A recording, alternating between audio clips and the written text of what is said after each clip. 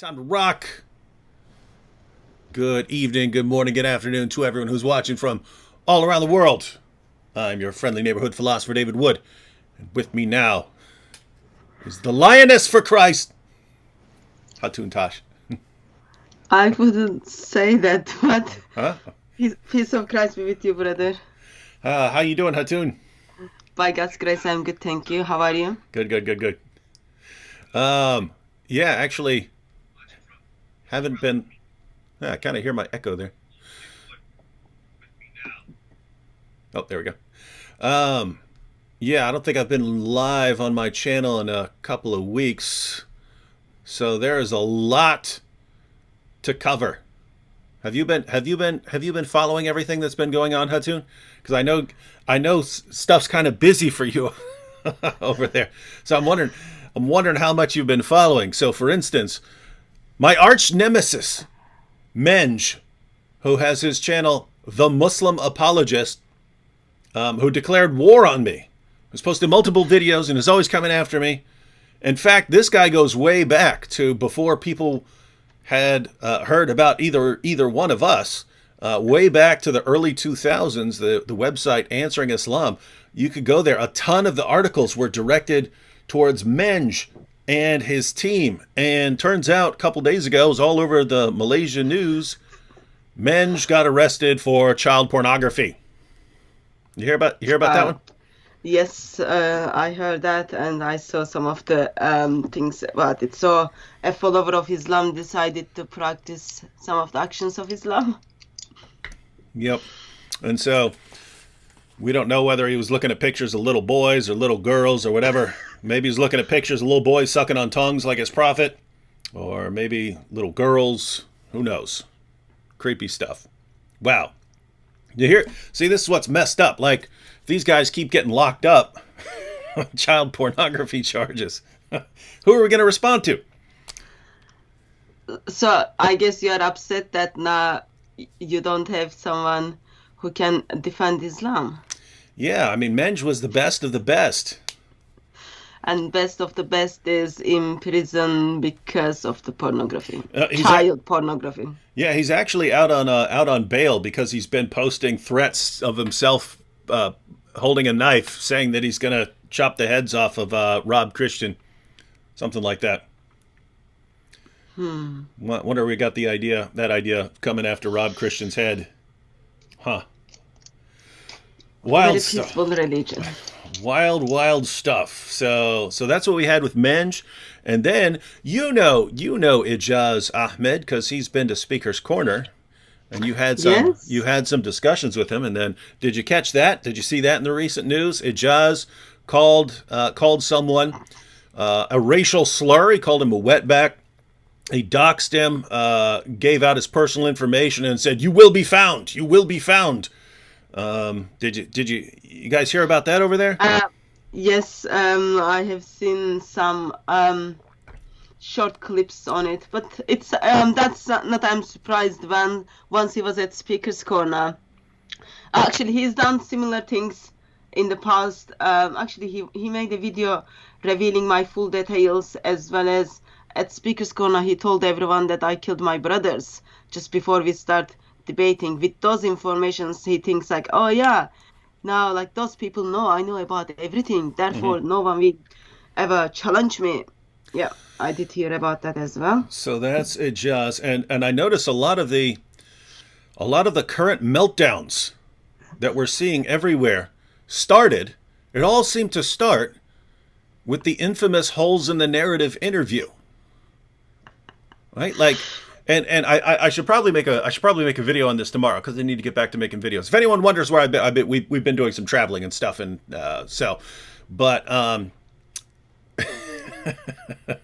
guys, if you've been following this story all along, Hatun is the main reason for the holes in the narrative interview. Now you can be humble and say that's not the case, but we all know that's the case. We for more than a decade before anyone heard of Hatun Tash, we were all going around quoting Muslim sources, talking about all the changes in the Quran and so on, and then never worked until until you took a bunch of Qurans, got the bright idea of taking a bunch of different Qurans with different words, and putting them in their faces at Speaker's Corner and saying, "Do you see that this word is different from this word, and that this is the same verse in two different Qurans? Do you see that?" So, for anyone who's new here, go ahead and give a little background onto that whole story. So I think that was before 2016. So I was in North African country where I was doing some work with missionaries, and missionaries asked me like which Quran is the best stuff. So we went to this small bookshop to buy Quran, and when we asked for the Quran, the guy said, "Which Quran do you want?" I was like, "What do you mean?" He said, "Do you want wash Quran? Do you want Hafs Quran? Which Quran do you want?" From that, I was like, "Oh, I'll get the both of them," because I didn't even know like what was happening in that moment. The wash Quran was only like £1 or something, so I got both of them, and then I got back to UK, and then I start like, oh, like let me check what is this. So I start comparing the letters. So I can recite certain Arabic chapter stuff, Quranic chapters, but I'm not Arabic speaker. So I start comparing the letters, and then I notice, oh, they don't look same. And then I did ask Arabic speaker to confirm if they are the same or not. And then I went through some, and then we saw actually, no, they were different from one another, and meaning were different, and the name of the Quran was different. From that, I think second Quran was from Nigeria. And then like I end up having 26 different Arabic Qurans, and then I did in that time I was working with Jay, and I just like, okay Jay, look, there are different Arabic Qurans, and then we took them to Speaker's Corner in 2016. I would say it didn't go down well, because even that time plus today, Muslims still believe there is only one Quran, dot by dot, letter by letter, sound by sound, it's exactly the same. So that didn't go well. And since then, I'm like using those Qurans as a physical evidence. Muslims have been lied for centuries, because there is more than different one Arabic Quran, and they're all around accessible to everyone. Yeah, and so I saw that video. So this was 3 years ago. So notice this is very quick. This is all very quick. This is a very short period of time for all this to happen. So you said 2016, you start finding out about these different Qurans, and then the video that I saw with you and Jay showing up with all these different Qurans, that was 3 years ago, because I'm looking at it right now. I reposted a clip of that, 5 minutes and 40 seconds, and it has 1.2 million views on my channel. So, with Muslims, you're talking about 1.6 billion Muslims, and even the Muslims who see this video still won't be convinced. It takes a while to sort of get them out of that view. But what it looks like it happened is that Muhammad hijab and so on, they wouldn't let on how bothered they were by this, but they were clearly bothered by it. And then so when I was up on the ladder with Jay, so we had crowds. They were like curious, like, because Jay was holding these Qurans, and then first they start saying, oh, their cover is different color, all those things, and then crowd was getting bigger and bigger. And then Muslim missionary Muhammad Hijab comes and then takes all those crowd away. And then they've got this saying, if you don't come now, if you are not Muslim anymore. That's like very common these days. So people kind of moved forward. That was the first time they expressed they didn't like the different Arabic Qurans. And even though like since then, quite often I take different Arabic Qurans to Speaker's Corner, Muslims would look at the differences, like they can see Arabic is different, it is written differently, meaning is differently, and they would still like look into your eyes, and then they would say, Oh no, it's the same. It's just the same. It's just a different recitation. Yeah, that's just like singular. That is just plural. That's just one letter, one word. But until a couple of months ago, when it's been expressed, there are holes in the narrative. And so, and by the way, notice even a Muslim acknowledging, oh yeah, well that's just that's just singular or plural or something like that.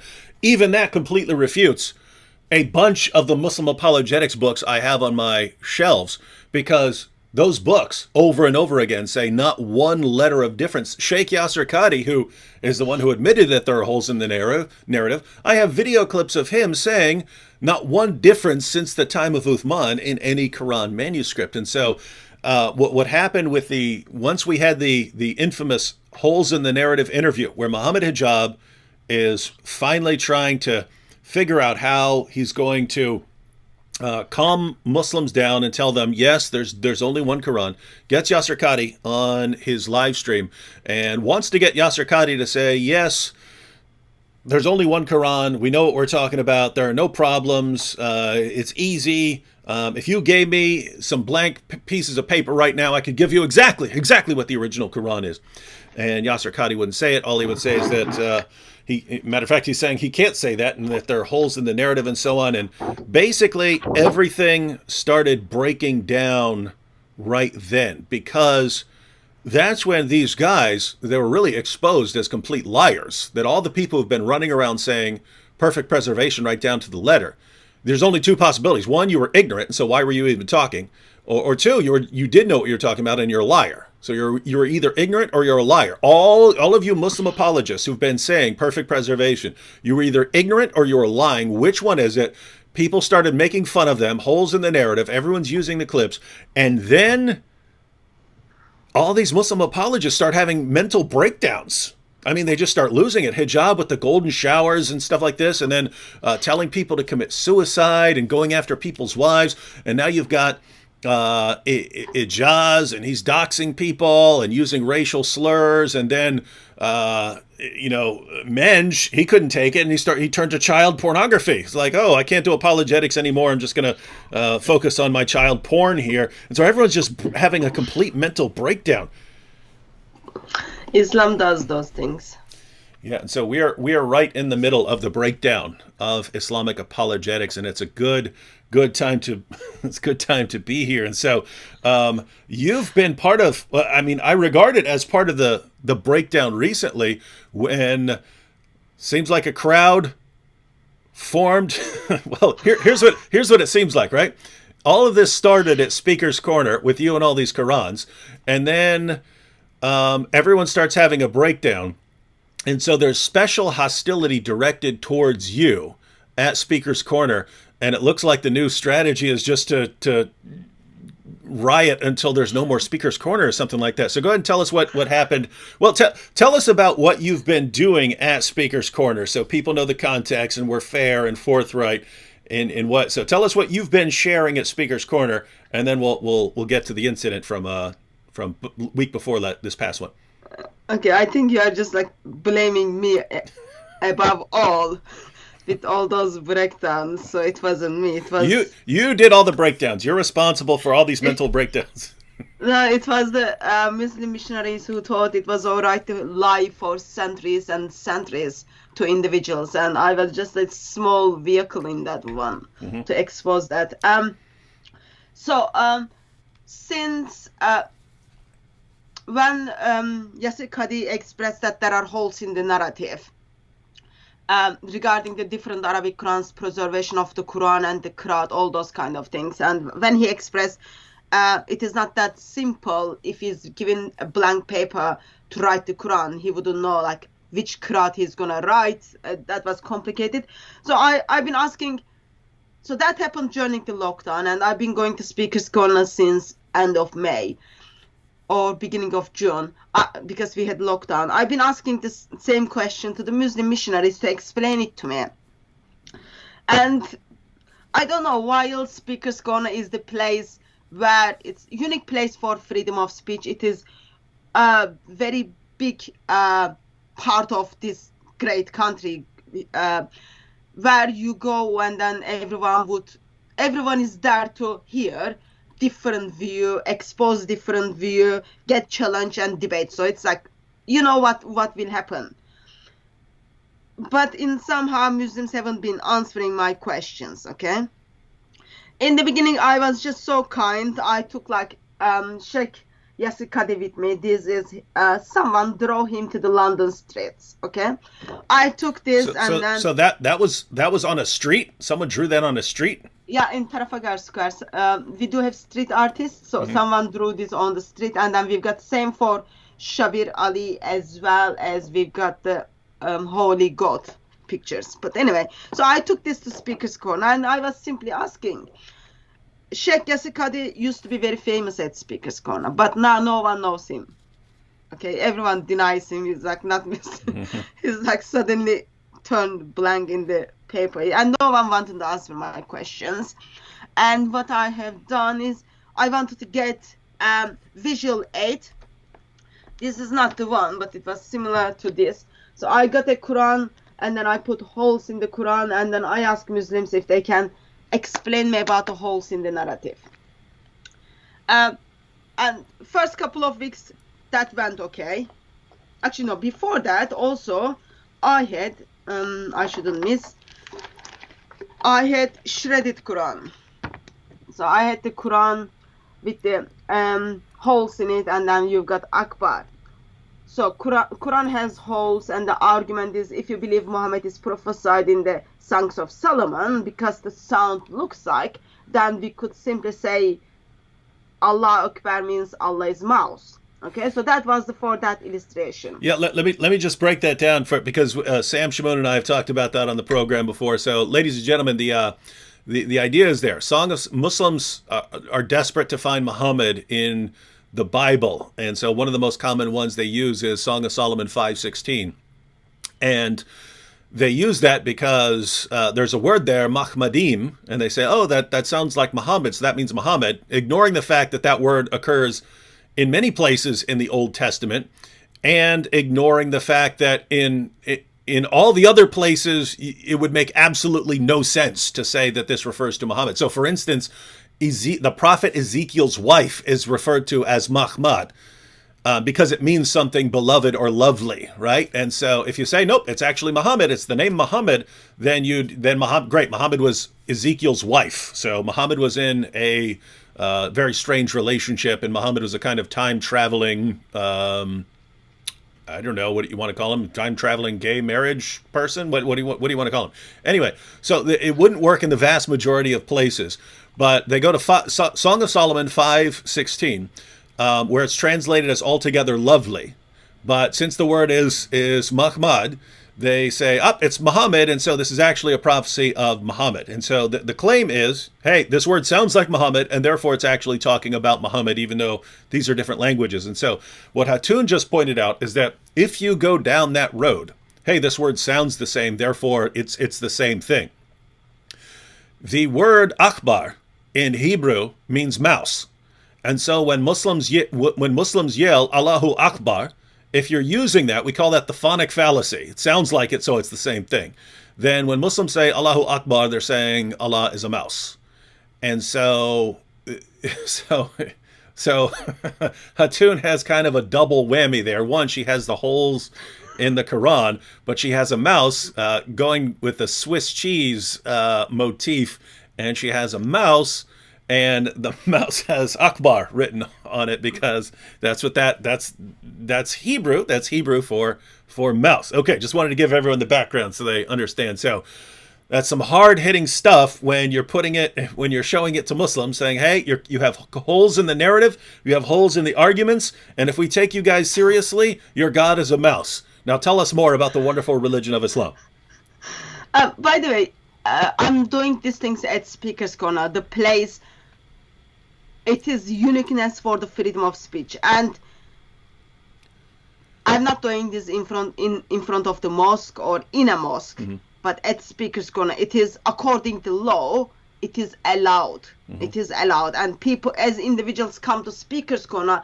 They know they are gonna be confronted. They know they are gonna be exposed. Of course, while I am showing those pictures, I am having debates and discussions with Muslims how my God needed to go to the bathroom. They are mocking my God. They are telling me, oh, your God had a sex with all those kind of things. Your God didn't die. So it's the same thing. They just don't have the visual aid. So that's the other tool I was using, and that wasn't helping either, because still Muslims were intentional to not answer my questions. And then wait, so you were asking about the holes in the narrative, and they wouldn't answer your questions. Yeah. Now, guys, just think about how important this is, right? I mean, this is massively important. Just think about this. Muslims for years say perfect preservation right down to the letter. Then Sheikh Yasser Qadi admits, we got some problems here. And Hatun goes around saying, can you please just clarify this for me? Just tell me what is this? What is this? Explain to me how you believe and claim perfect preservation, and yet there are somehow holes in the narrative. Can you explain it? And it looks like from the videos I've seen, all they do is run from you. And think, if they really had answers, ladies and gentlemen, if they really had answers, why would they just not answer it? Instead, they run. Okay, I just wanted to point that out, that if this were easy to explain, we would expect them to just give the answers, and they give none. So I must express that I was expecting some of Muslim missionaries to not answer my questions, but some of the Muslim missionaries to engage with me, because they have thought about it. They made sessions about it. So I went to those Muslim missionaries, and then I asked them to explain to me holes in the narrative. They didn't engage with me, and what I've done was I simply put holes in the Quran, and then to get a visual aid. Yes, there are holes in the narrative. Can someone help me how to fix this? And still Muslim missionaries weren't talking to me. I took a notebook with pretending that's the empty Musaf. I asked Muslim missionaries if they can write the Quran, which Quran they would write. That didn't even work. And so it's been a couple of months. We are trying to get the hole fixed. And we are trying to get it fixed because Muslims are still telling us, oh no, it's all still one Quran, there is still one Quran. But it just doesn't make sense to me. I know women are half-brain, they're deficient stuff, but still it should be very simple for women like me to understand. That didn't go well. And 2 weeks ago, a Muslim thought it was simply all right to take my book, Holes in the Quran, without my permission at Speaker's Corner. And then he got lots of praises by Muslims doing so. And then I've got a couple of my brothers got punched in that, kind of trying to rescue my Quran back, but Quran never got back. Now, did that guy show back up? Because I saw the video. He's very clearly on the video running away with your Quran. Ha ha! I got her Quran now. Islam is saved. I think that's what he thought. I don't even know what he done. Probably he used that Quran to hold the flowers or something in it, because that hole was done very nicely. But anyway, I haven't seen him since that was 2 Sunday ago. I haven't seen him at Speaker's Corner. And not last Sunday, but a Sunday before, so it was also the same time where in France, people are discussing the Charlie Hebdo event, where 8 journalists were killed simply because they drew the picture of Muhammad. So I thought I will bring that to attention of Muslims at Speaker's Corner and ask the question, what happened to the freedom of speech? And in the during the day, it was all going kind of all right. Muslims were kind of some of the people said, oh, it has nothing to do with Islam. Some of the people said, oh, you can't draw the pictures. Some of the people run away. But so that day I focused on the holes in the Quran and the Charlie Hebdo pictures. By evening, I was just wrapping up to leave. Suddenly, we've got Muslims just walked into the group, and it all messed up. I was told if I don't leave the Speaker's Corner, I will get arrested. And then that was kind of End of the day, I was like shuffled out from Speaker's Corner, apparently for my safety. And another Sunday, holes in the narrative without answer, as well as Charlie Hebdo and why would Muslims take away the freedom of speech, got zero answer. So another day at Speaker's Corner. And one more part of this recent story. You were approached by, I guess, what, police or agents or something like that, who were telling you that you were. So this would have been a couple weeks ago. Did they? I heard they showed up and warned you about that there was a threat on your life or something like that if you went back, something like that. Saturday, just before Speaker's Corner, the day before Speaker's Corner, around 6 o'clock on the 22nd of August, I've got these two officers turns up my door outside of the work hours and then expresses to me that apparently certain people group are feeling they've been insulted. I'm been insulting their religion when I say Muhammad is false prophet, or when I show the pictures. Through that, Muslims are apparently following my YouTube activities and they are not happy about it. My return to Speaker's Corner, I need to be aware that my life is under the danger. Therefore, they're advising me to not go to Speaker's Corner. Mm-hmm. So that's a day before Speaker's Corner. I'm just like, so in that what is happening is, so there are holes in the narrative. There are problems with the different Arabic Qurans. And Muslims are simply, I don't want to be mean, but it seems to me they are going to the police and then they are saying, we cannot answer the questions. What we've got to do is, we need police to step in and stop her coming to Speaker's Corner. And this is like, I'm trying not to laugh, but this is the most pathetic thing I've ever heard in my entire life. For 14 centuries, armies of Islam march around the world, subjugating people, killing, slaughtering, smashing idols, taking churches, taking temples, converting them to mosques, raping women. And then we have Islam in the UK, and one little woman shows up with 27 Qurans, and they all lose their minds and they run, police, will you help us? Will you help rescue our powerful religion from this woman? She's got cartoons. We don't know what to do. She's got cartoons, and she put holes in the Quran to illustrate that there are holes in the narrative. Will you rescue us? It's like, my goodness, it's the same thing when you know, Hijab or one of these other guys are thumping their chests and they're insulting people's wives and they're tossing around these veiled threats of rape and torture, and as soon as you respond with anything, it's YouTube, will you ban him for me? Patreon, will you deplatform him? We can't. It's like they turn into these instant crybabies. It's guys, do you have any? Is this the true religion? Is this the strong religion? We'll get in your face and thump our chests until you say anything in response, and then we go, will anyone help us? Who's going to help us? Oh, my goodness, guys. This is so pathetic. Wow. I think one of the sad thing is, actually, I took the holes in the Quran late after police came to me. One of the sad thing is, Muslims are not happy. The things I am saying at place called Speaker's Corner, heart of freedom of speech.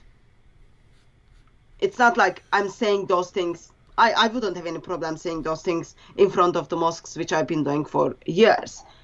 But they've got issues that I'm saying that at Speaker's Corner, which is the heart of freedom of speech,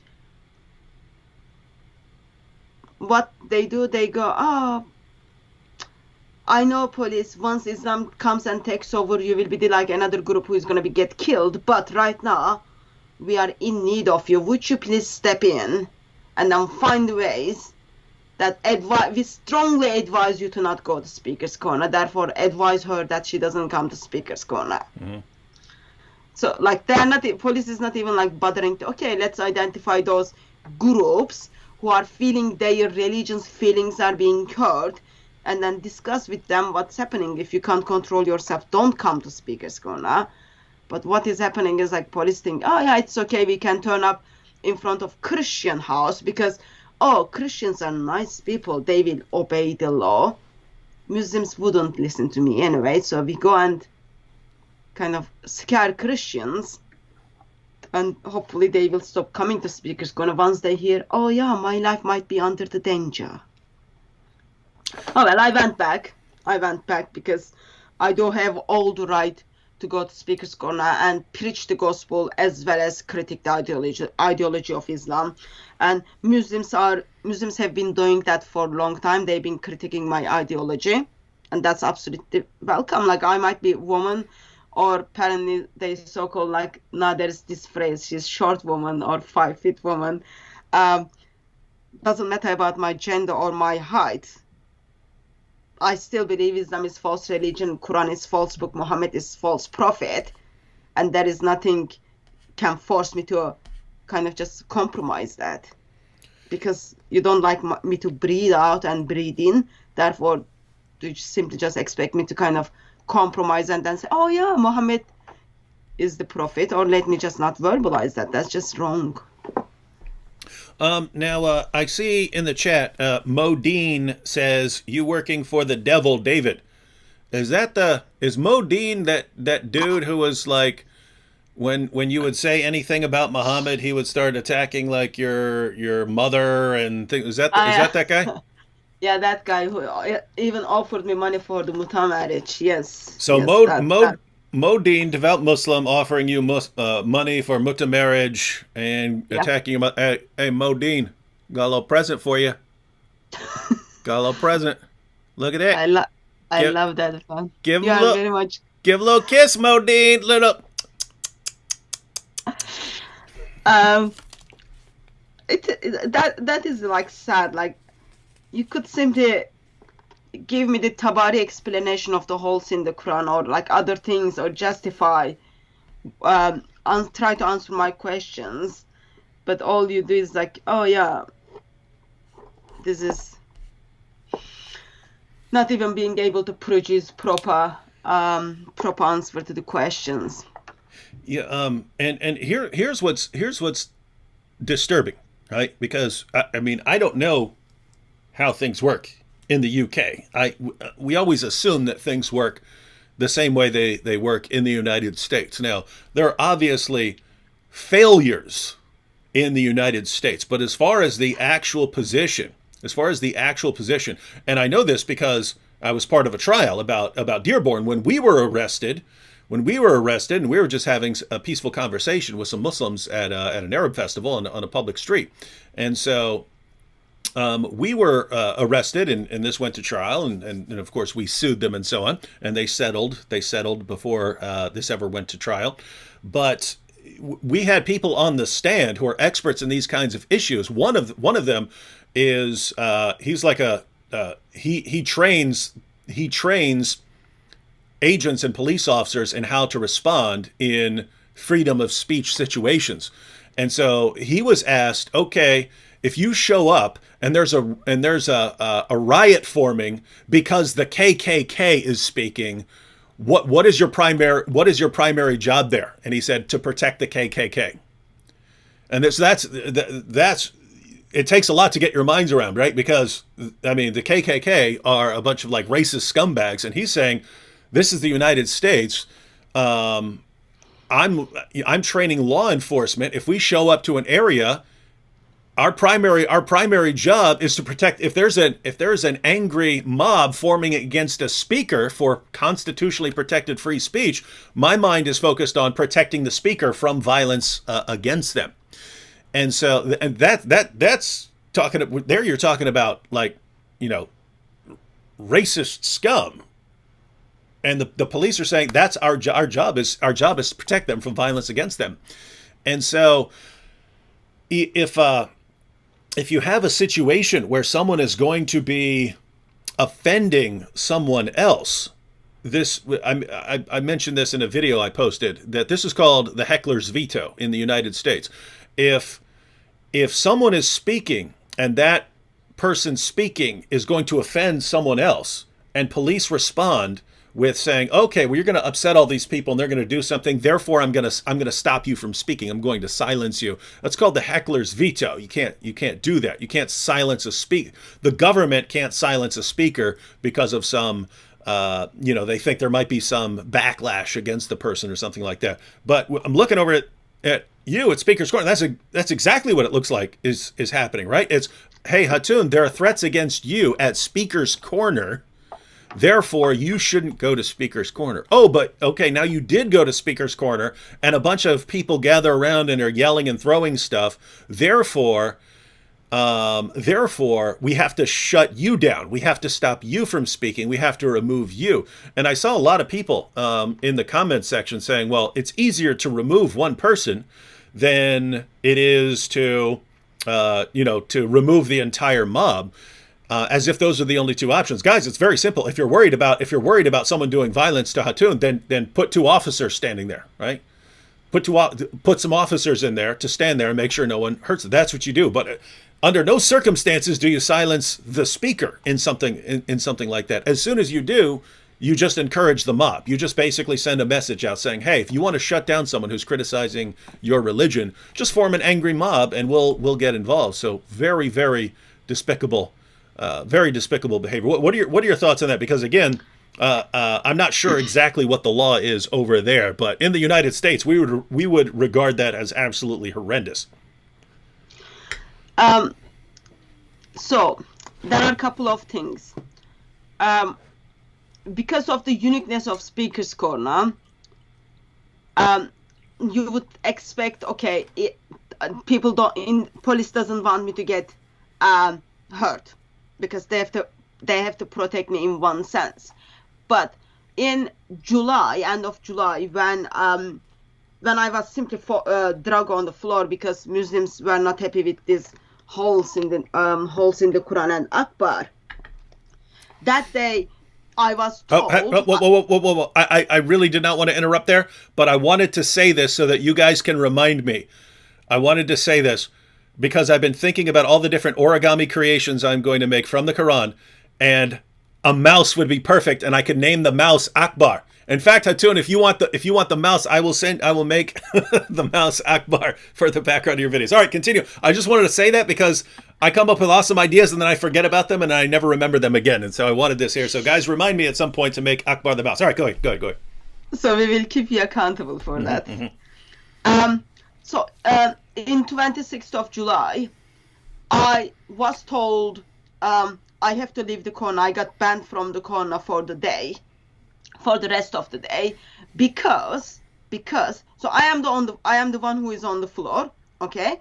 In that occasion, also, these followers of religion of peace, they are breaking the law at Speaker's Corner. They are not allowed to pray in a group at Speaker's Corner, but they were intentionally praying, and then police was turning blind eye to that. I was told I have to leave Speaker's Corner, otherwise I will get prosecuted. And the reason I had to leave Speaker's Corner because I was affecting the comforts of others at Speaker's Corner. So just repeat that. You were they said you have to leave because you're affecting the comfort of others. Yes. And then they said if I don't leave, I will get prosecuted for that. And I am the one who was on the floor. I am the one who is like trying to protect her material, versus Muslims are the one who is breaking the law, who are causing disturbance, but I am the one who is affecting their comfort. It's not like I am hurting feelings. So it's just like, oh, people who are coming to Speaker's Corner, their feelings are being hurt, but we can't allow feelings of Muslims to be hurt. So what we do is, oh, Hati, you don't have any feelings anyway. You got very thick skin. You leave the corner for the day. That's like what happened. I left the corner and the person who tried to took my things got like praises by Muslims, and I had to wait outside of the corner over an hour. He was still at the corner. But to protect the feelings of others, I had to be out of the speaker's corner. So that's on the 26th. From that, I'm not sure if the intention of the police was trying to protect me. I think in that, okay, I like comparing the British police versus Turkish police. British police is awesome. But when it comes to Islam and Muslims, there is something is not working right. There is lots of questions I have. And a couple of weeks ago, when my book is being stolen, like my 3 brothers are being punched, and then you just like move on from that. Oh, okay, it's another Sunday. And then the Sunday which I was, which these Muslim gangs just like stepped in, I was told if I don't leave while I was still at the corner, I expressed to police like, oh, you need to control those Muslims. I don't feel safe for my brothers. I'm not going to move. I was expressed if I'm not going to move, they are going to arrest me. And while people are like kicking my feet, police like drags me out because otherwise they are going to arrest me. It's not like, oh, right now we feel afraid of your life, but if you don't leave, you will get arrested. And then after end of the day, end of the evening, again, if you go back to speaker's corner, I will get arrested because I am causing disturbing at speaker's corner, and I am even looking to be banned from speaker's corner.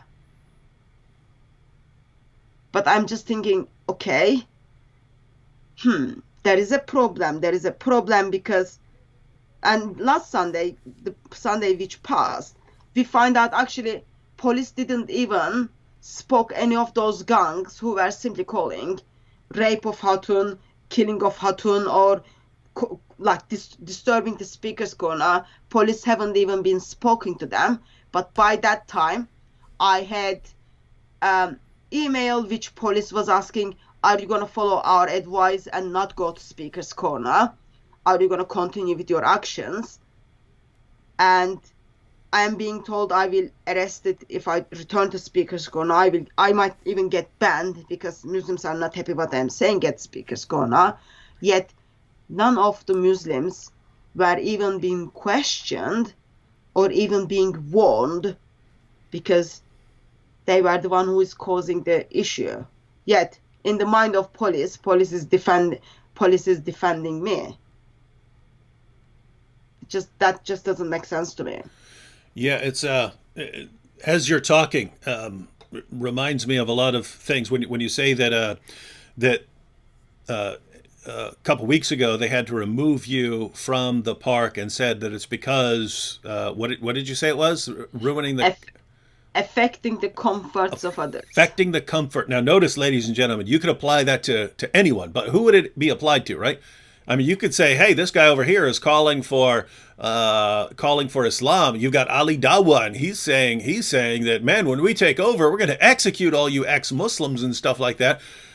That's the sort of thing that would be affecting a lot of people's comfort, especially when people like Ali Dawa are saying, hey, if my daughter is 9 years old and she gets her period, I'm going to tell her you're ready for marriage. Say, hey, this is affecting a lot of people. That should make people a little uncomfortable, those kinds of things. And so any of this, you could say that, but who do they go after? They go after Hatun over this and say, you're affecting other people's comfort and therefore you have to go. And the reason I say that brings some things to memory is when Nabil and I got arrested in Dearborn. Nabil was standing there. I had my mouth closed. I was sitting there with a camera so that no one could accuse us of doing something that we didn't. Nabil's sitting there answering questions of these young Muslims who are asking him, hey, how can you believe in the Bible? How can you believe that Jesus is God? They're asking these questions. He's answering the questions. He's praising them and so on. Police came in, arrested us, not the Muslims who gathered around us. They arrested us and charged us with breach of peace. We had breached the peace of the area, right? Now notice, we're having a conversation. If you want to do that, you could do that with anything, right? You could say, hey, two people are having a conversation. I want to arrest one of them. I'm going to go up and say, hey, you're ruining the peace of this area. You could say that about anything. And so here's what you have, and this is what you have to watch out for, ladies and gentlemen. You can't, in the UK, hopefully, say you were drawing a cartoon of Muhammad or showing a cartoon of Muhammad, and showing cartoons of Muhammad is illegal. So you have to say something else. And so what we're going to say is, oh, you're making people uncomfortable, and that's some rule or something like that, right? You can't say in Dearborn, Michigan, hey, you're evangelizing Muslims, and some locals do not like that you're talking to you're talking to a bunch of 15-year-olds who came up to you and asked you questions. They don't like you answering their questions. They're worried about their kids converting. And so we're going to lock you up for that. You can't say that. So what do you say? You say breach of peace. Breach of peace. It's the same thing we find online, right? YouTube doesn't want to say you can't criticize Muhammad or you can't make fun of Muhammad. So what they'll do is they'll say, hey, we have a rule against hate speech. You can't have hate speech on Twitter and Facebook and YouTube and so on. You can't have hate speech. Do you agree you shouldn't have hate speech?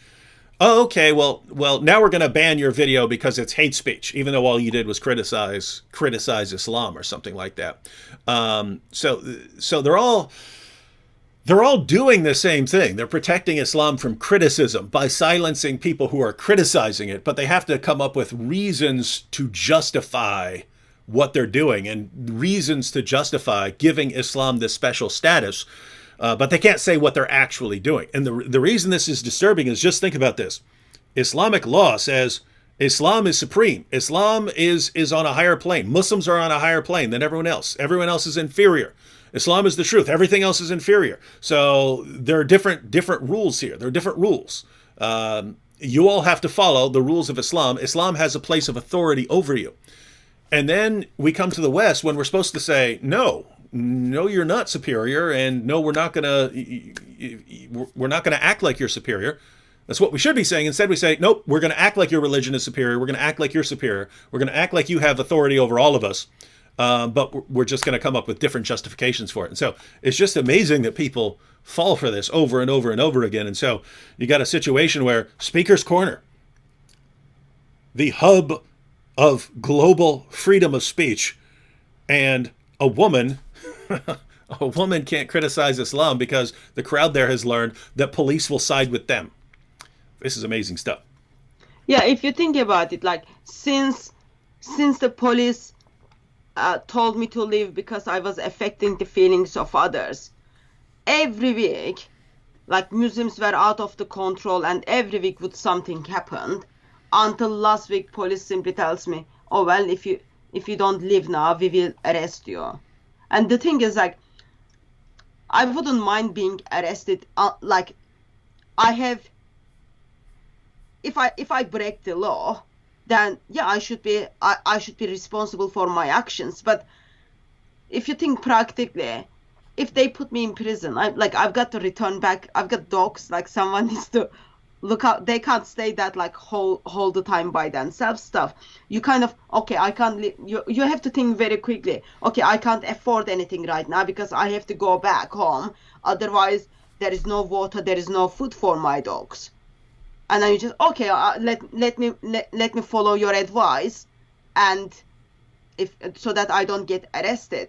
But because Muslims know those are working, the moment we cry to the police, the moment we step in, police can't do anything to us because we are bigger crowd and we are under the religion of peace. Therefore, they will remove her. And that's been happening like just week after week, week after week, and week after week. And it is happening, as you said, at Speaker's Corner, where people like, it is the history is people who were getting death penalty, they would stand there and then they would do their last speech. And then since then, it is a place where you can go and say anything you want to say. You can even go and abuse Queen. Ideally, you want to kind of back up what you are saying, because now everything is on the camera. You don't want to be on the camera that you are lying. Therefore, sourcing everything is all right.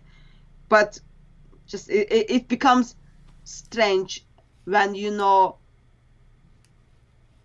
like, I'm not dhimmi. For me, bottom line is like, I'm not dhimmi, and I'm not going to be dhimmi for Muslims.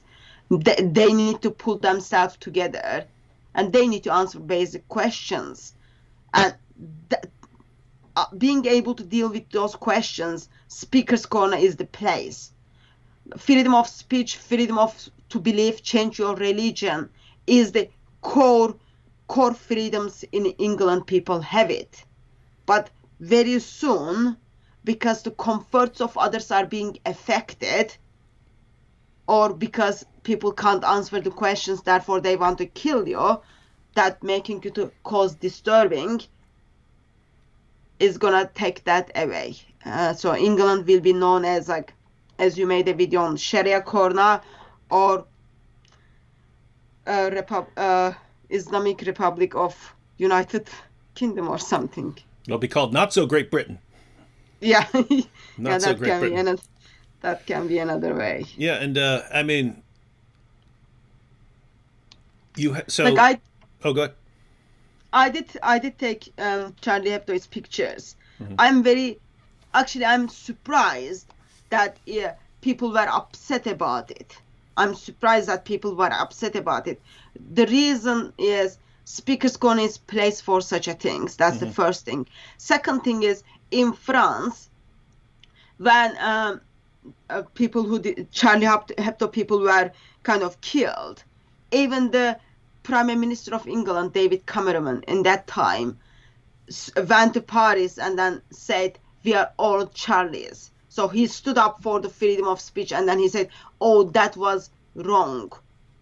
That was wrong." But that was 2014, 2015. Nothing changed. Like, since then, now it's just becoming more Sharia Corner. You can't even bring up the pictures. And like, I did show off some of the Jesus's pictures. I'm not asking anyone to go and kill because they draw the picture of Jesus, but because someone is holding the pictures of Muhammad, not let alone drawing, people are calling your rape, your kill, and all other kind of things. Not very peaceful at all. Yeah, I mean, think about this, ladies and gentlemen. No one has to go to Speaker's Corner, right? If someone has really thin skin and doesn't want to be offended and doesn't want to have his feelings hurt, he doesn't have to go to a place where people are supposedly free to say whatever they want. You don't have to go. You don't have to be there. You don't have to be there on Sunday. You choose to go to Speaker's Corner on Sunday. So you go to a place where you know people are allowed to say what they want to say, and then when someone says something that's critical of your religion, a religion that calls for that person's violent subjugation, a religion that calls non-Muslims the worst of creatures, Surah 98 verse 6, a book that says you can have sex with prepubescent girls, a book that says you can beat your wife into submission. When you go there, if anyone criticizes your book, you throw a big tantrum, form a mob, and now police will silence the speaker to protect your feelings. It's interesting what you said, Hatun, that wait a minute, you're a Muslim, you're here. I have questions. You should be answering these questions. Think about that, ladies and gentlemen. It's, hey, you have an ideology. You're telling us that your ideology is true. You're telling us that you have a true prophet. You're telling us that your book is the word of God. Great. We have some questions for you. We have some objections for you. We have some criticisms we'd like you to answer. And the response is, silence her. Get her removed. Get her removed from this area. Allahu Akbar, she's been removed. Ha ha, we win. We silenced her. What? It's not only that, actually. After all those like celebrations that I was taken out of Speaker's Corner, I think people are kind of just thinking, oh yeah, she was the troublemaker. Like, they sometimes think I'm Mohammed Hijab or Sheikh Yasir Qadri, but anyway. So videos after videos goes up on YouTube that people are saying, oh, she was burning the Quran. I saw that too. Yeah, and then I've got this email which says, we are gonna kind of slit your throat stuff. And then another one kind of says, are you seriously planning to go back to Speaker's Corner even though we advise you to not do so?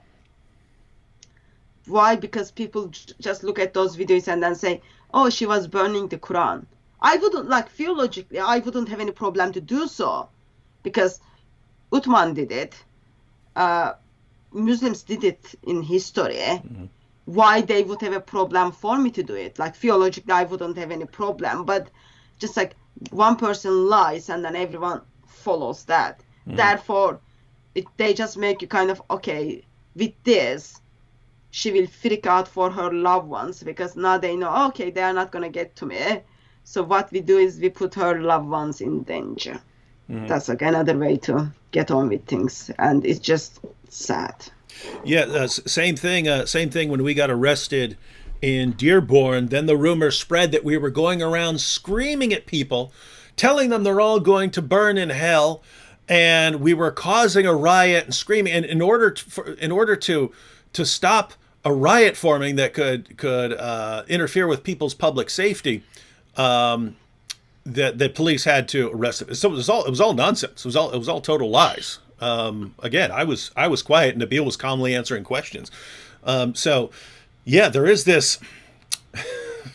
Notice we want to get these people arrested. We want to get these people kicked out. We want to get these people silenced.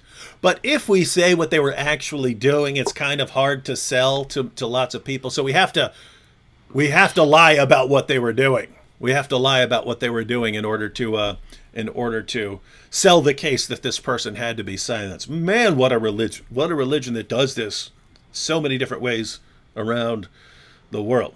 Well, one related issue is, again, going back to you saying, wait a minute, you Muslims, I have some questions for you. You should be answering these questions. So there's that, and then there's the additional issue of, guess what? People criticize Christianity all the time. People criticize atheism all the time. We all deal with this. Why would Islam get these special privileges?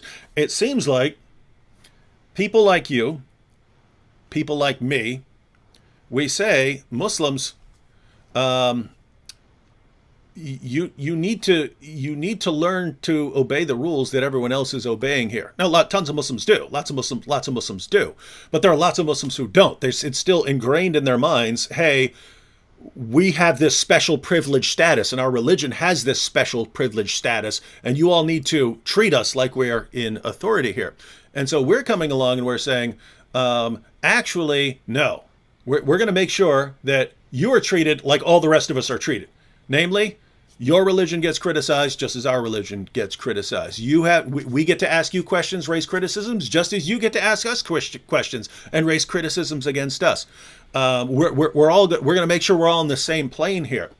So you have that. And so we're basically treating Muslims like fellow human beings with equal rights and equal status. And then you've got the British government, who, I mean, on the one hand, here's what's sad. That people have pointed this out. This called the soft bigotry of low expectations.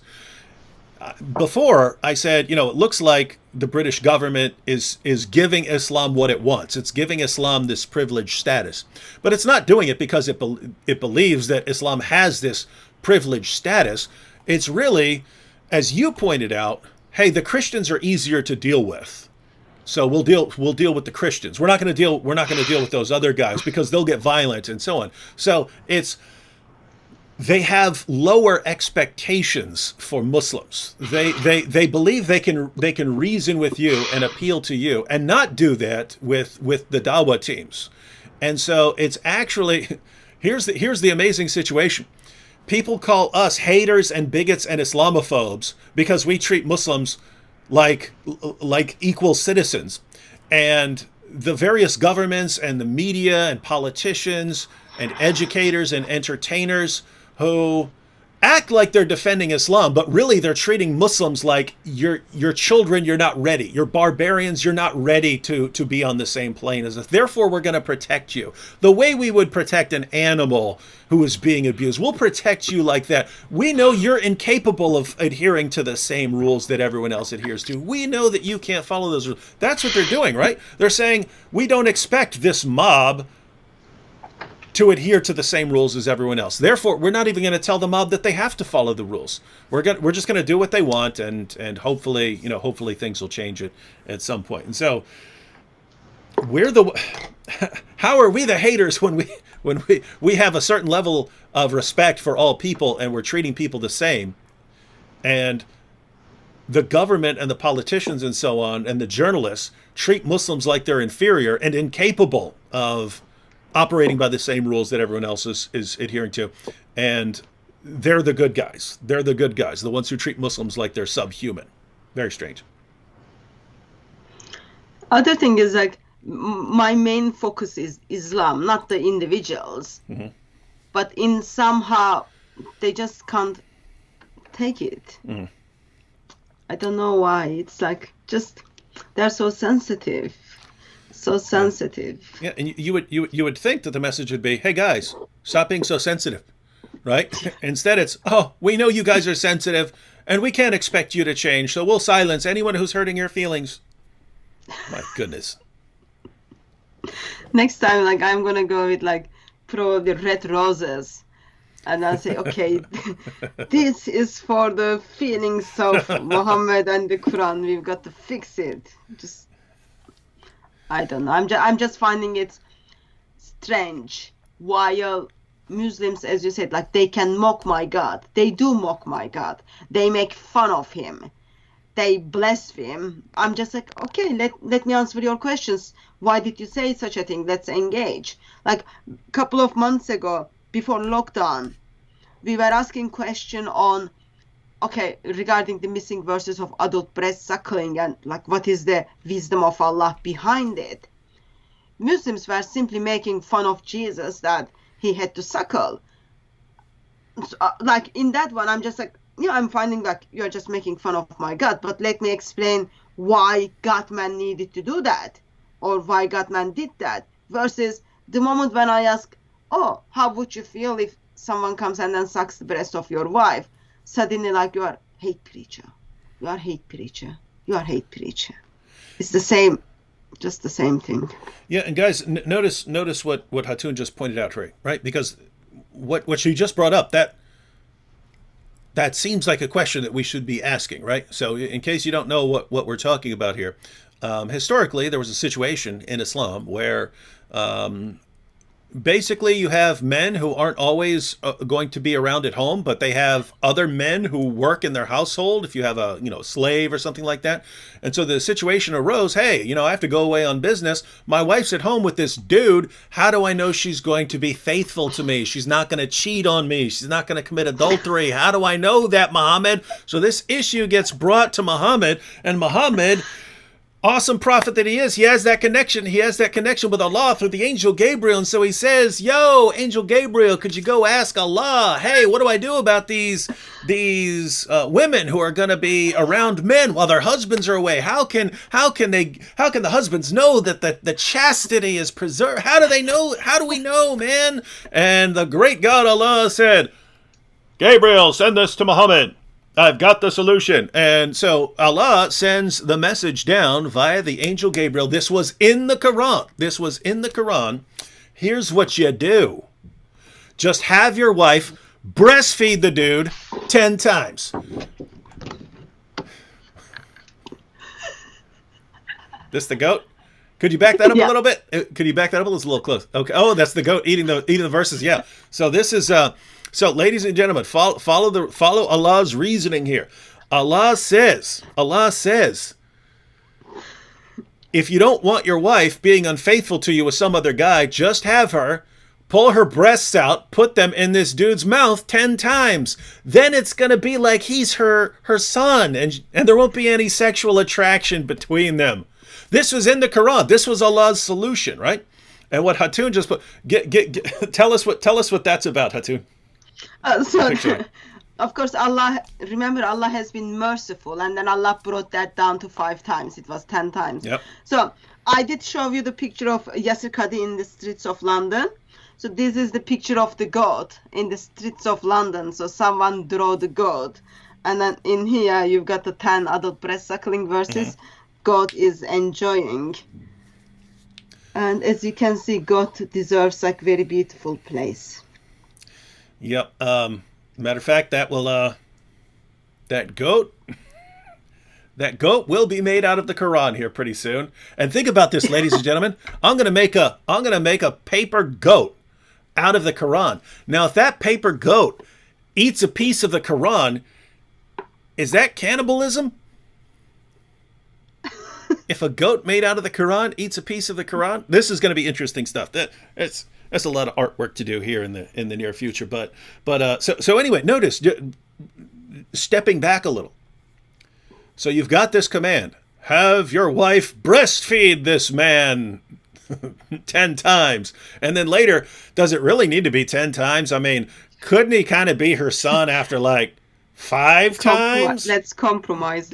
Compromise. Make it 5 times. So Allah's a reasonable God. So he says, sure, just have your wife pull out her breasts, stick her breasts in this man's mouth 5 times, and then he'll still be like her son, and then there won't be any sexual attraction. And when you go away on business, you can know that your wife is perfectly safe with this man sucking on her breasts while you're out of town, and that they won't do anything unacceptable. So this seems like a perfect example of where you would want to ask Muslims, hey, could you explain this? Why I should trust your God? That the same God who says you need to pray 5 times a day, and you need to do this, you need to do that, the same God who's delivering Islam and says believe in Muhammad is also saying, hey, my solution to marital infidelity is to have women go around breastfeeding dudes all the time. Could you explain that? Yeah. And the response is, how dare you question our religion, you bigot, you Islamophobe, racist. Did you hear that guy in the video who was going racist? Yeah. Yes, you kind of think like, since when Islam is a race? But yeah, some of the followers of Islam is as good educated as their prophet, but can't do much about it. Had a question here. Well, it's actually for me, but it involves you. So Bento Fernandez says, Brother David, if you ever get back to make the Boom Boom Room videos, could you make one where Sister Hatun meets the supposed Prophet Muhammad? Hatun, would you like to meet Muhammad and have a discussion with Muhammad? You can ask him anything you want. Unlike the Muslim Dawah teams at Speaker's Corner, the Prophet Muhammad will not run from you in the Boom Boom Room. He will answer your questions, then he will blow you up. I guess the question is, all Muslims are doing today is they're trying to use the Muhammad's answer is like regarding what people are asking. So if Muhammad is capable to get new revelations and then answer my questions, because so far the questions I have from Islamic sources are not being answered, so therefore should be okay. But I guess Muhammad needs to have little bit more education by that time, because people are running away from those basic questions. Yeah, they are. But yeah, if you ever want to meet the Prophet Muhammad himself, sure, I will get your plane ticket, and I will pay for it with my Koranagami money. With all the money I get from doing my epic works of art. I guess we don't have to practice like certain things to meet with Muslims in that time. Like I don't want to go through, now Muhammad has to do breast suckling, those kind of things. That would just be bad. Yeah. Can you see this one? Yeah, pull it back some, because you're kind of cropped here. But sorry, I can't see myself. Oh, so that's the Muhammad suckling miracle. Oh, yeah. Yes. Yeah, so this is the Charlie Hebdo Hatun edition. Muslims got very much upset with the lips of Muhammad in this one. Yeah, so this is not real Charlie Hebdo. This is one of the one I put together, but like that kind of caused another sensitivity. Muslims got sensible again.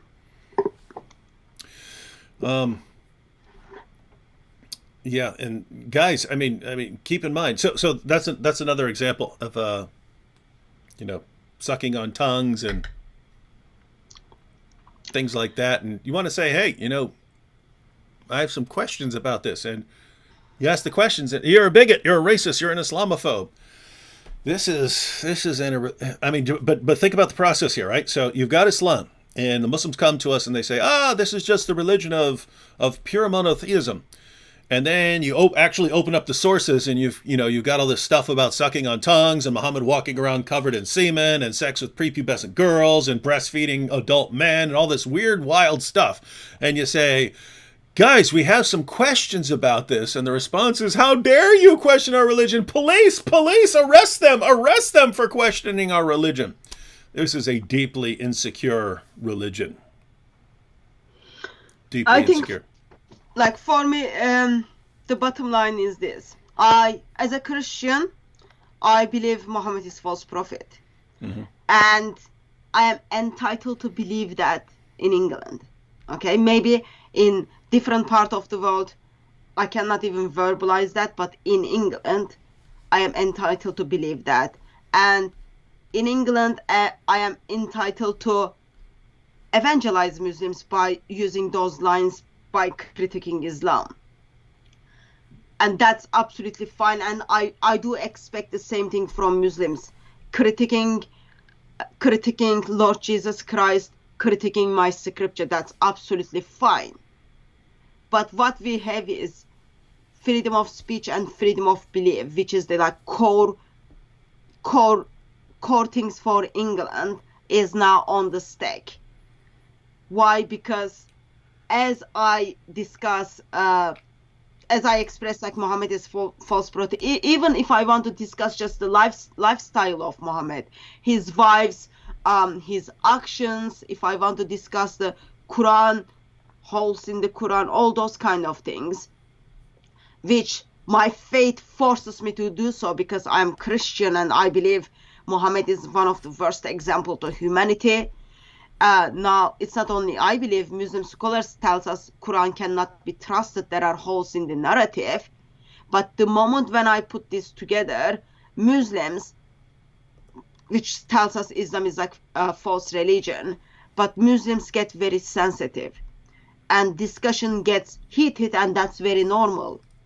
Heated discussions are very normal, but being sensitive, and therefore you get sensitive, and then you think it's all right to hurt others or put the life of others in danger because you are so sensitive.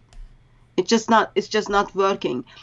And one of the things is I did receive emails after emails where Christians express their concern that as a Christian I am burning the Quran, or as a Christian I am saying Muhammad is false prophet, knowing that Muslims are going to get hurt.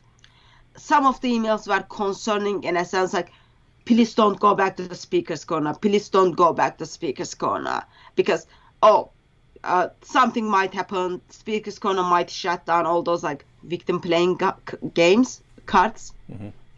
But if we start saying, okay, you cannot say Muhammad is false prophet, you cannot hold a book which has a holes in it and that book is identified as Quran, you cannot hold art which is drawing of the Muhammad, then all we are doing is we are silencing the freedom of speech. It's not about Christians versus Muslims, it's about world and freedom of speech, freedom of belief versus ideology of Islam. And we should not be silencing that. And the violence needs to stop.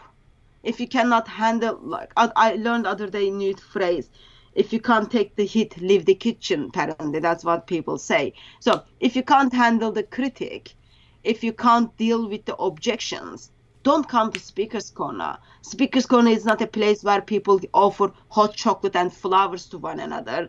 People are there to have debates, discussions, heated arguments, and that's absolutely fine. Jay Smith was like beaten a couple of times because what he was doing at Speaker's Corner. So it does happen occasionally. It shouldn't happen, but if you can't handle, don't come to Speaker's Corner.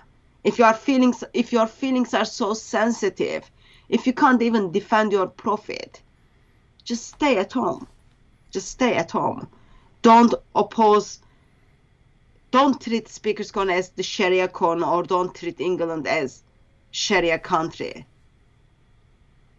I'm just like, I just believe it's wrong. And if you are not practicing your freedom of speech, it is all about silencing the debate, and that is wrong, because you will engage with people, you will have debates and discussions in the intention that people will find the truth.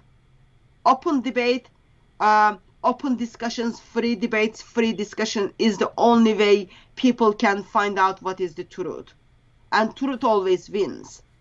But now that is under the stake. Why it is under the stake? Because a Christian woman apparently holding the picture of Muhammad, Christian woman is holding a picture of holes in the Quran with Akbar, or holes in the Quran. Therefore, freedom of speech is under the stake because religion of peace followers are not able to practice peace anymore.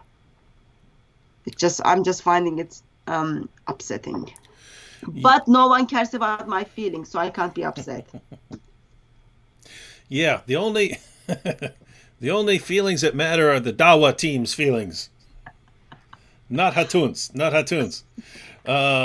So, yeah, this is, ladies and gentlemen, this is just wild stuff. You would expect that when you have Muslims in the UK who don't believe that you should be able to criticize their religion. It's right here in our sources. You can't criticize this stuff. Muhammad ordered his followers to kill people who criticize this stuff. So that's the way it is. The response should be, yeah, good thing we're not under that law. Good thing your prophet does not control things here. Instead, it's, okay, who do you want us to lock up? Who do you want us to kick out? And so, yeah, this is a bad situation where it looks like in the near future, you could just be showing someone at Speaker's Corner that there are holes in the narrative, showing him a Holy Quran. You could be showing him a Charlie Hebdo cartoon that people were killed over. You could show it to them, and they might, here in the very near future, say, Hatun, you are permanently banned from what should be the free speech hub of the entire world, but you cannot say these things here at Speaker's Corner ever again. We will kick you out. Does that look like something that might happen here in the very near future? So I was told I will get arrested, or there is a things like I will be banned. Apparently, a couple of people left on my YouTube live stream that they are running a petition for me to get banned from Speaker's Corner. So being banned from Speaker's Corner means you can't go there. It's not like you go there and you can't say certain things. You can't go there. So that might happen.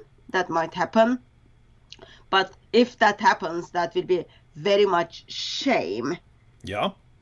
Because feelings of other people are meta, but my feelings are not meta.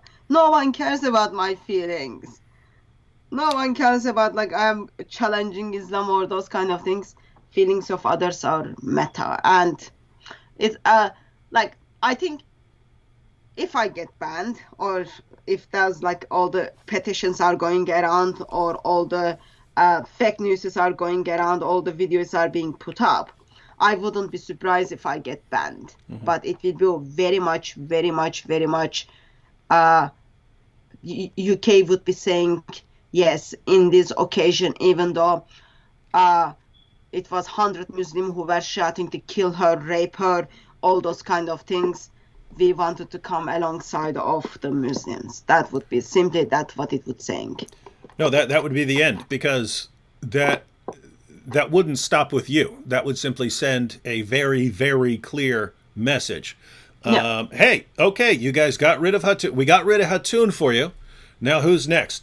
Oh, you don't like Bob the Builder? We'll just form a big crowd around him and start screaming and throwing things and saying how he's causing you guys to get violent like this, and we'll get rid of him too. And eventually we'll just get rid of anyone who criticizes Islam, anyone who questions the Quran, and all that we'll have is you guys down here preaching your religion.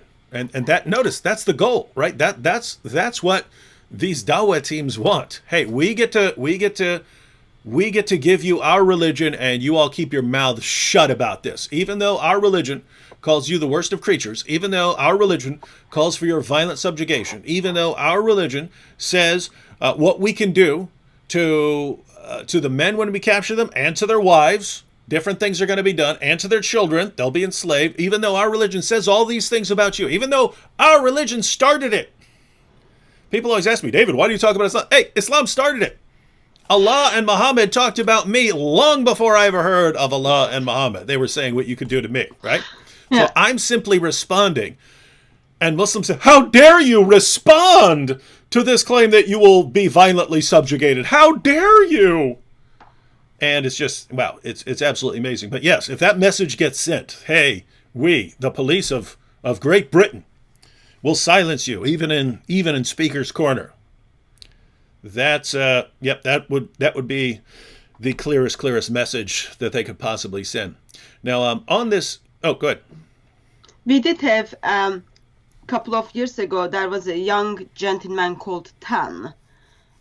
Muslims were doing the same thing to him, and then he left country. And then kind of things happened. He didn't come back.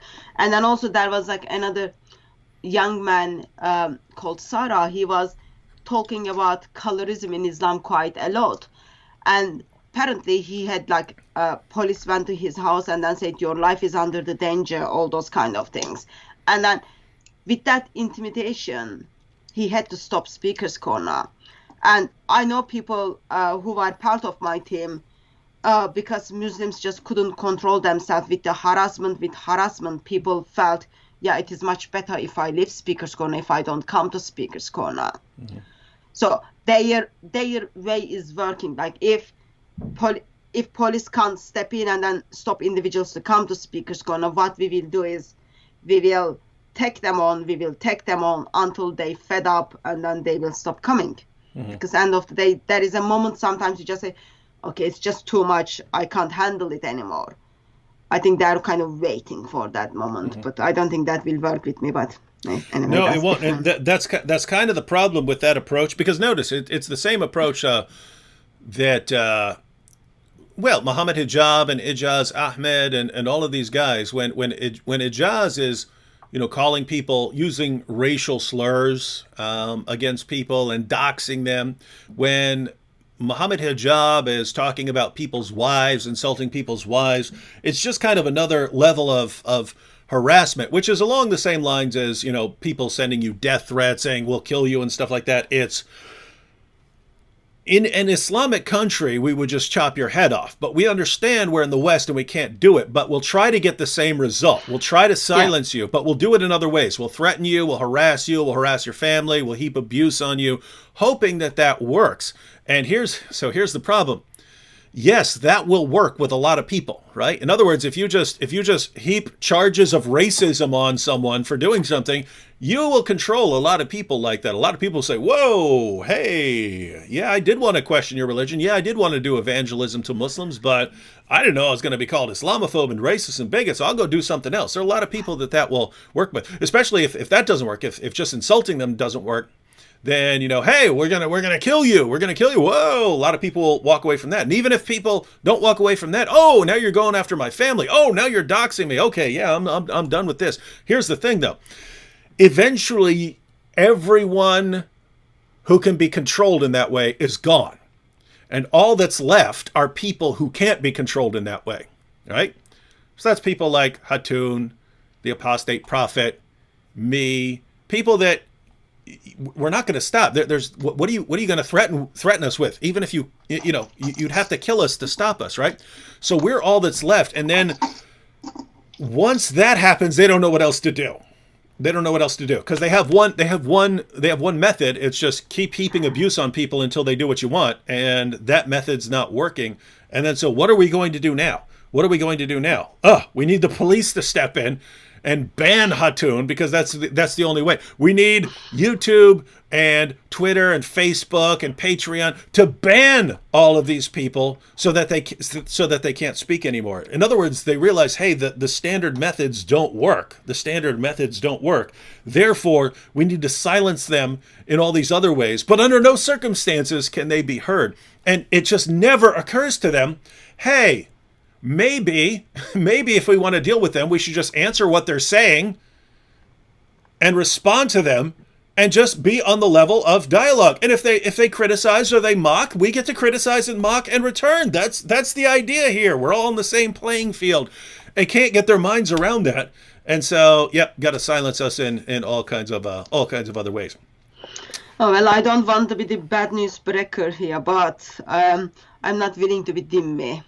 Yeah. And I am every day. I am very much convinced that solution to a problem of Muslims is Lord Jesus Christ, and I'm not gonna hide away from that. And I'm not ashamed of verbalizing, or I'm not afraid of verbalizing that Allah is false, God Muhammad is false, Prophet Quran is false book, and there are holes in your Quran, there are holes in your narrative. I'm not ashamed or afraid of that, and I'm not feeling any sense that I should be Denne to Muslims, and I will go until the end, whenever that end is. Yeah, and this brings us to probably the last thing we should discuss. You've showed us a number of cartoons and the holes in the Quran. I've shown some phenomenal artwork here. That's just a head. It connects to the body over there. We have some confusion here. So you have a lot of issues. You have people have drawn Muhammad cartoons.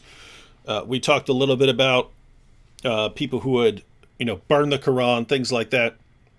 Generally, I regard, in most cases, I regard that as like kind of silly stuff, right? Like it would never occur to me, hey, I disagree with this, therefore I'm going to burn it. It's never crossed my mind, hey, I disagree with this philosopher's book, therefore I'm going to make some origami out of it. It doesn't occur to me, hey, there are some holes in this person's logic in this book, therefore I'm going to drill holes into this thing and run around with this book all full of holes. Normally that stuff seems kind of silly and childish, but suddenly we get to Islam and we've got people saying, we're going to kill you over this. We're going to silence you. We do not allow you to criticize our religion the way people criticize other positions, other ideologies, other religions. And we will go on a mass murdering spree if you do that, if you do any of that to us. And not only that, but even if we're not killing, we'll go after people's wives. We'll dox people. We'll use racial slurs against people. We'll do all of these things, but respect our religion in return. Guys, if there's ever a time, where you want to send a message and say, look, I would normally regard it as silly to start making origami things out of your book. But given the way certain people are acting and the level of violence that is coming out of, that is being produced by the book that went into this pig head.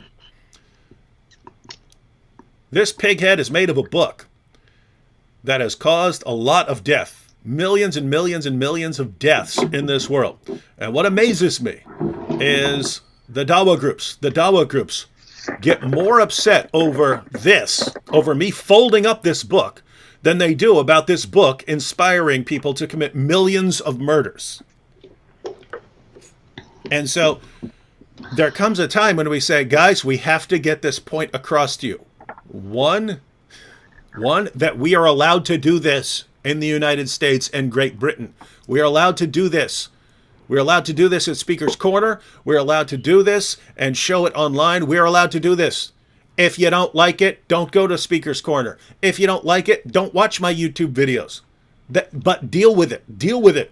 Stop killing. Stop murdering. Stop trying to shut people down over something like that. So that's one. And on the other hand, get your minds around the fact that when your religion, when your book calls for our violent subjugation, when your book calls us the worst of creatures, you can't blame us if we respond by making fun of your book. You can complain all you want, but you just can't be reasonable in your complaints. When this book calls me and Hatun the worst of creatures, calls for our violent subjugation, and we say, ha, we're going to make fun of you in response, and you, oh, I can't believe you do that. It's the end of the world.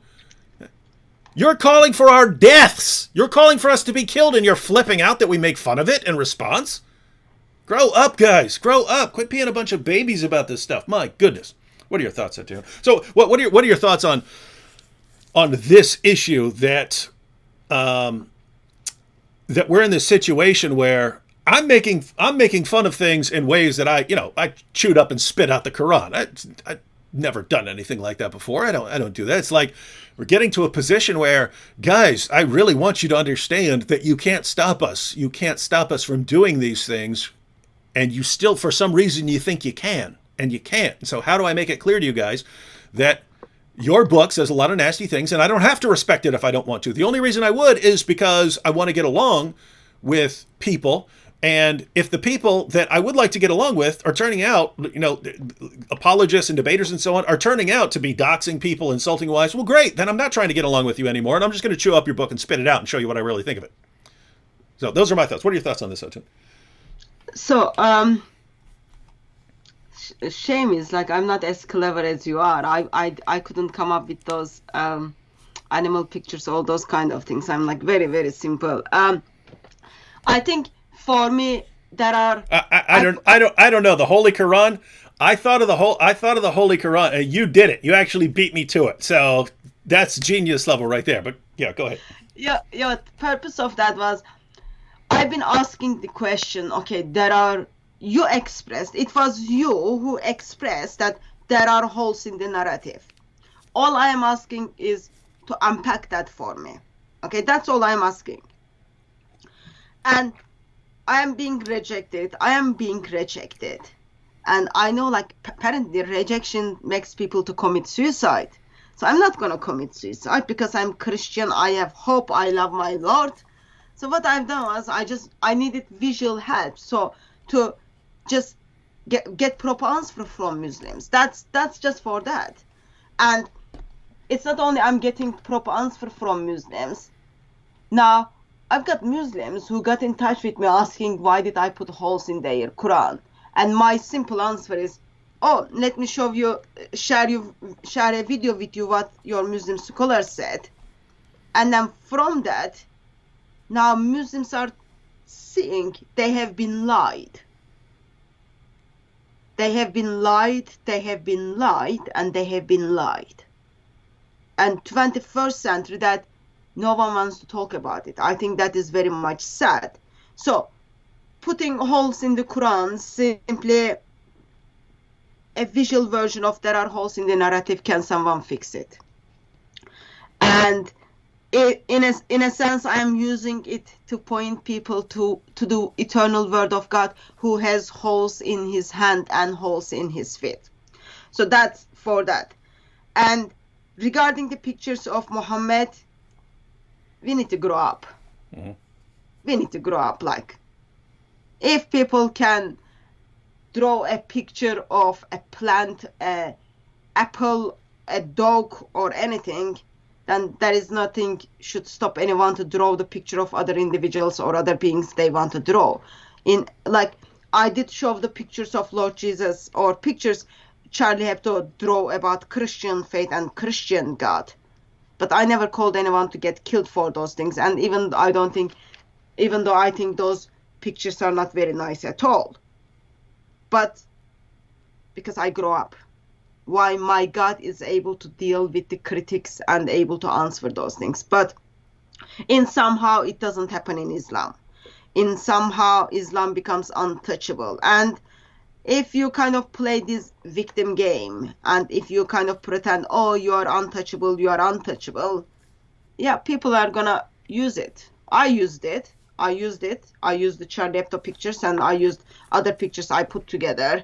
I used the holes in the Quran, and David eat the Quran. So people are gonna use it until you come in the sense, yeah, now we have to have proper open debate and discussions. Otherwise, instead of insulting people, instead of calling people deaf, instead of harassing people or stopping people's Patreon, all those kind of things, now we need to come up with better arguments.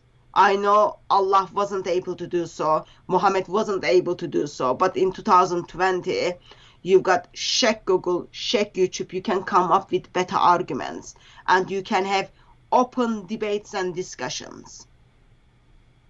And it is all welcome, because truth is matter. And for me, like, my main goal is, yes, there are holes in the Quran. Yes, Muhammad's pictures are not very nice because he doesn't have six-pack, all those kind of things. But it all as a tool to talk about or make a point on the problems in Islam and bring people's attention to Lord Jesus Christ. And I think it can only be fixed with Muslims to grow up. Yeah, and I mean, ladies and gentlemen, just think about this, because this way back in the day, 2006, you started having the cartoon riots and things like that, and newspapers wouldn't even republish those cartoons. Charlie Hebdo was one of the only European publications to republish the cartoons for the sake of freedom of speech. The 2006 Jyllands Posten or Jyllands Posten cartoons. Just imagine if instead of people backing down and cowering in fear because there were riots over these cartoons, just imagine that all journalists, New York Times, Los Angeles Times, Washington Post, just imagine everyone, British newspapers, French newspapers, American newspapers, just imagine that everyone said, hey, if you guys are going to start killing over this, we're all going to publish these cartoons. So learn to stop right now. I don't believe you would have ever seen another death over a cartoon again. If the message became, hey, if you get violent over this cartoon, we're going to publish 1,000 times as many of the cartoons. If that became the message, I believe you would have never seen another death. I do not believe you wouldn't have had the Charlie Hebdo massacre. You wouldn't have had any of that, because people would have realized, wait a minute, if we do this, then in the name of freedom of speech, they're going to respond with even more of it, and that would be the opposite of what we want. Instead, what does everyone do? Oh, you're getting violent over this? Well, we'll back down. What message does that send?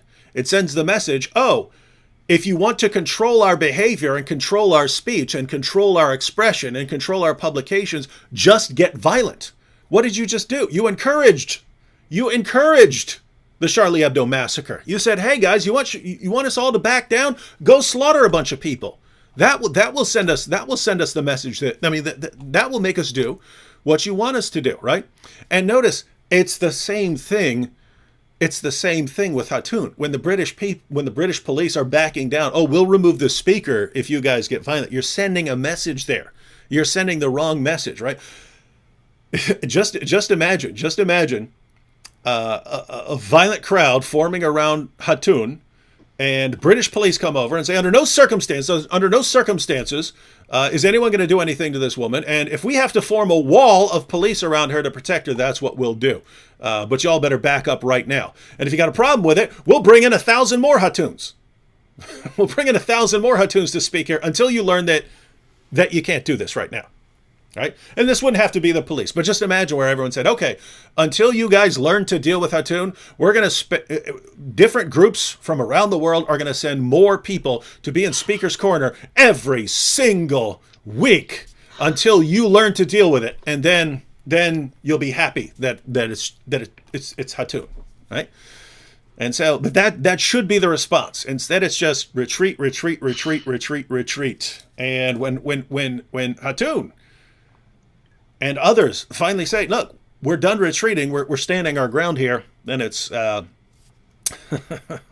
we'll just have you removed by police, and police will say, "Don't worry, they're not backing down, but we'll kick them out." Wow, wow, awesome stuff.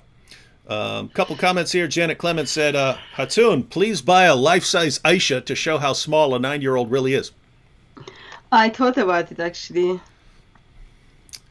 Yeah, hey, Mensch, if you're watching, can you tell us where to buy a life-size 9-year-old doll? I bet you know, you freak.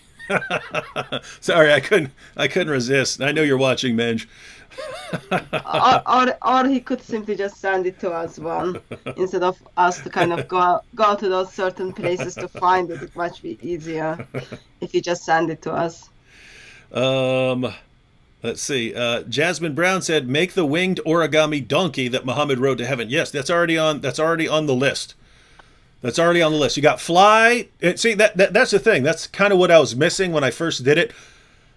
I'm like you, Hatun, in that I want there to be content in it, right? I want to do it to make a point, right? So one might be a point about freedom of speech, the first one, but the others I want them to be a point. So I want to make a fly, origami fly, to talk about dunking your flies. I want to make Barak to give the story of Muhammad's magic donkey. Want to do the goat, an origami goat made out of the Quran, eating a piece of the Quran, and this is like a cannibal goat. And then the sheep, of course, that was poisoned and ultimately killed Muhammad. Want to do a set of 3 swans. Oh no, 3 cranes. 3 cranes. The crane is like the first thing anyone who does origami ever learns. But you have the crane, but going to do 3 cranes that are going to be Alat, Aluz, and Manat, who are called the exalted cranes, because they would carry your prayers to Allah. So there's like I could even, this is going to take a while. This is going to take a while. But I even know how to build the entire Kaaba. I know how to build blocks and stuff like that to put together. It takes forever because each little block is two pieces of paper folded up, and you can connect them into blocks. But I can actually build the entire Kaaba. All kinds of awesome stuff coming up in the near future, ladies and gentlemen. And I'm going to keep doing it. And I'm going to keep doing it until there's no threats or anything else over this kind of stuff. Don't be under too much pressure, but Muhammad's birthday is coming soon. So you might need to make some present for him. I will do Does that. Does he deserve any birthday present? I don't know. Oh, he deserves one. His birthday is coming.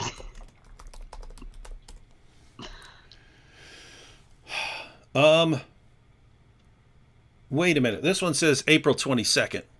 This one says 571. I always see 570. How sure are they of this? What are you checking? I just searched for Muhammad's birthday. It's on 28th of October, 28-29, Mevlid. Oh yeah, there are different calculations. Yeah.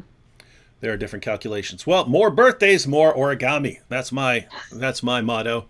Check this one out. So this is Saqib Muhammad. Check this out. This is so low level, dude. This is amateur level, Saqib. Check this out. I really wonder if you guys really want to propagate your religion. You must study basic marketing and psychology at least. You are the hindrance of your cause.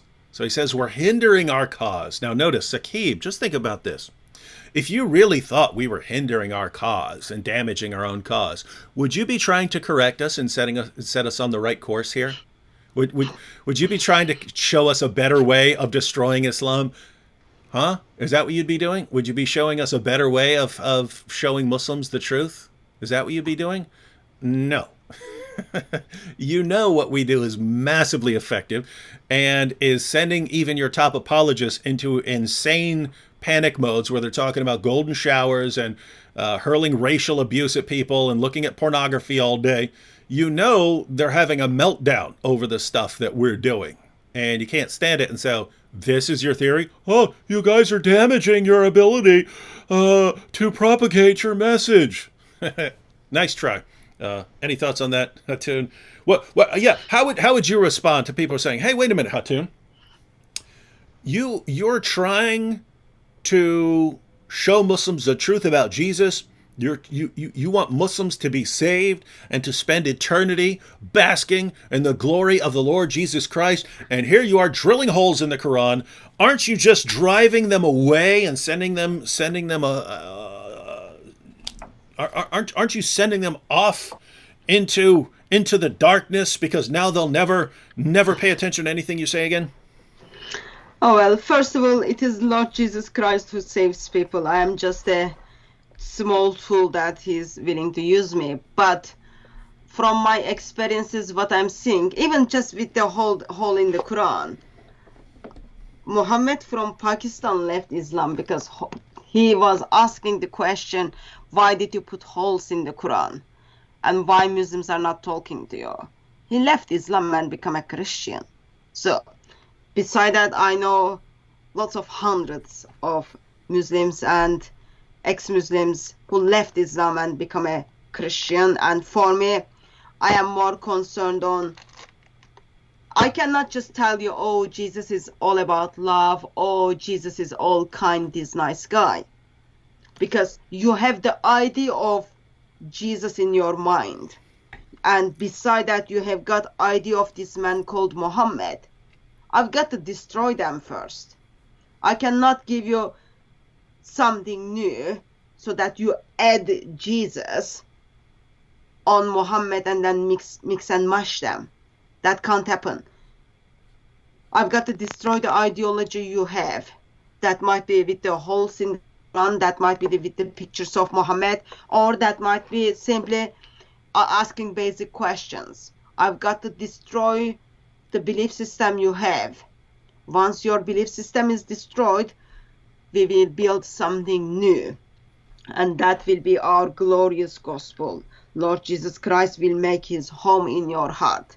But he can't come to the heart which has been fully covered with the whole Quran and with Muhammad. That needs to be get rid of. And I am just being the one who is helping to get rid of that lies you've been told. Get rid of Islam and run to Lord Jesus Christ. So I also am very much disturbed with the, oh yeah, is this how you are going to bring people to Christ? You ask Muslims, tell me about good news of Islam. Why should I become a Muslim? Answers are, oh well, we don't believe Son of God. Oh, Jesus didn't die on the cross. You are doing the same thing. Why there is a problem once I use the same methodology? I don't see any problem with that. Mm-hmm. And idea people have is like, oh yeah, yes, our gospel is glorious, our God is amazing and delightful, but that does not mean in any form or any shape God is gonna turn blind eye towards false ideologies. I cannot compromise with the ideology because my God cannot compromise with the ideology. I'm just simply being a tool to destroy the ideology so that we can have good foundation for our glorious gospel. Yeah, and it's funny here. Saqib says, you must study basic marketing and psychology. Saqib, if you've been following Hatun's work at Speaker's Corner, or you've been following my channel, you should know Muslims can't stay away from us. Muslims are drawn to us. They feel the power and they can't stay away, right? Hatun shows up at Speaker's Corner. What happens? A mob forms around her, right? What are you doing here? What are you doing here, Saqib? You can't stay away. You can't stay away. And so it's simply false. Rather, we understand that many Muslims out there, they're looking for fearlessness. They're looking for boldness. They're looking for confidence. They're looking for things like that. And so when Hatun steps out there with a Quran with holes in it, and I start folding up your book, you're like, what? You mean they're not scared? They're not scared of the power of the great God Allah? No, we're not. because it's a false religion. And then you start wondering why. Why could we be so confident that Islam is false? Because you guys run around, Muslims run around with this little myth that, oh, they all know that it's true. They all know that it's true. They want to be perverts and stuff, and they don't follow it because they want money and they want to sin and stuff like that. And that's why they that's why they don't follow Islam. But deep down, they know it's true. And you can't get your mind around the fact that someone who, Islam is absolute nonsense. We're happy to show it. And so that's why you can't stay away, Saqib. So it's actually the opposite, actually the exact opposite of what you're saying. And Saqib, you know it. That's why you're trying to get us to stop. That's why everyone's trying to get us to stop. But you can't stop this train. Just so you know. All right, we'll do one more comment here. This is from Notaverse. Notaverse said, while not officially legislated, the reality is that Western nations are very much indeed already subject to some aspects of Sharia. This subjugation is only slated to increase. Hatun is shining an ever important spotlight. And notice, ladies and gentlemen, this is everywhere. On the one hand, you have it when governments actually step in and stop people from criticizing Islam, things like that, things that like just what just happened at Speaker's Corner. You also have it with companies, as I've been exposing eBay, that you can post items that say the nastiest things in the world about Christians. You can post items that call for violence against Christians. You can have that. There's no problem. But if you post something that could simply hurt the feeling. We're not talking about stuff that is calling for violence or something like that. If it's, or even that's criticizing Muslims. If you post an item that could even potentially offend a Muslim, they say you have to take it down. And everyone's doing this. Hollywood's doing this. Journalists are doing this. Governments are doing this. Everyone's doing this. Everyone's, hey, let's make these special rules that only apply to Islam. And we say no. And so what happens? Police got to come after us. Any final thoughts on this stuff, Hatun? Final thoughts. I am planning to be at Speaker's Corner week after week. As long as I used to say I breathe, but right now I'm saying like as long as I am allowed to do so. And however, I am aware that police is also aware that there are certain individuals who wants to kill me, attack me, rape me from the religion of peace, and who wants to take away my freedom of speech. They don't want me to speak the truth. They don't want me to expose their ideology. They don't want me to talk about my Lord. That will be their choice. I have not breaking any law or anything. I will be turning up the Speaker's Corner, and I am I would say I'm very much respectful to the Muslims, not to Islam, but to Muslims week after week at Speaker's Corner. And I would expect country like England to not only protect my freedom of speech, but also protect the freedom of speech Muslims and other individuals have, and keep Speaker's Corner as good place where people have healthy and heated discussions. And it is platform for me where I can preach the gospel of Lord Jesus Christ, where I can expose the ideology of Islam so that individuals becomes the followers of Lord Jesus Christ. So I'll be at Speaker's Corner on Sunday, and I am hoping that there will be Muslims who will be able to explain to me about the holes in the narrative. So. Well, Hatun, since there are 1.6 billion Muslims in the world who believe that the Quran has been perfectly preserved right down to the letter, and we know that they only believe this because of all the evidence that they have for the perfect preservation of the Quran, we know that there's going to be no shortage of Muslims approaching you at Speaker's Corner and saying, Hatun, we don't want you kicked out. We just want to answer you. And so we're going to calmly show you and provide evidence to you that the Quran has been perfectly preserved right down to the letter, in spite of all the evidence proving that it hasn't. And so I'm sure you can look forward to that. Yep. I'll be there. I'll be there from 1 o'clock. So make sure, because lots of Muslims will be there to prove me that Quran has been perfectly preserved. Please turn up on time so that we don't do chit chat and waste time. Mm-hmm. And all right, and everyone, the link to Hatun's channel, DCCI Ministries, is in the description box. Let me just double check and make sure it's down there. Yes, DCCI link to the channel is in the description box. You definitely want to follow follow Hatun's channel and a couple others. What is it? Soko Films and Bob the Builder's channel, and a lot of the channels of the people who go to Speaker's Corner, so you can follow the latest of what's going on there. I see everyone talking about my famous mystery bags. Yep. Woo! Here it is. Don't you all want one? Don't you all want one? Yes, there will be plenty of mystery bags for everybody. Although everything is going to be one of a kind, ladies and gentlemen. I'm not gonna sell some object and then make a bunch of them. Right? Everything is one of a kind only. I'm gonna finish all my origami, then I'm gonna do some paper mache sculptures, then I'm gonna turn to painting with only large Quran pages as my canvas, until everyone understands that you don't get violent over this stuff. All right, thanks to Hatun for joining us, and Hatun, you're welcome back. Welcome back anytime to discuss anything that's going on over there on the other side of the Atlantic. Thank you everyone for watching, and catch y'all next time.